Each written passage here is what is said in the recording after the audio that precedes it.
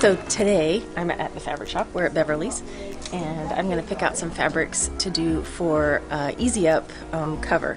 I often do craft fairs, and just the plain Easy Up is quite ugly.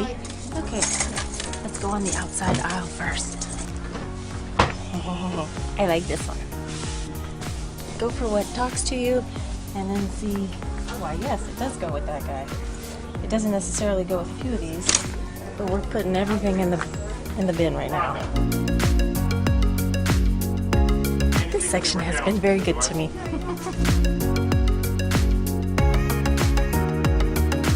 I really like this one.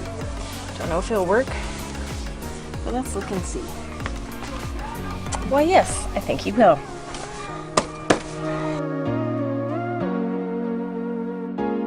Okay, now we're getting into the batiks. And sometimes the consistency, or not the, what do you call it? The texture of the batiks, it's a lot thinner than the other ones. So depending on what you're using it for, you may or may not want a whole different feel of fabric. So luckily the cutting table is not being used right now, and I'm going to sort right here for our convenience.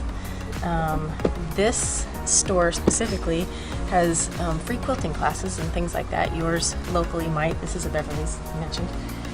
So look into it, because you could probably learn a bunch, you know, at your local place. I'm gonna go through and see what I like and what I don't. Already I can tell I want to get rid of these two. I want to pull out one of my other favorites and make him work. Here were the other two that I had pulled. I've laid out everything that I'm going to use for my tent covering. Most of what I bought at the store, and some things that I had at home.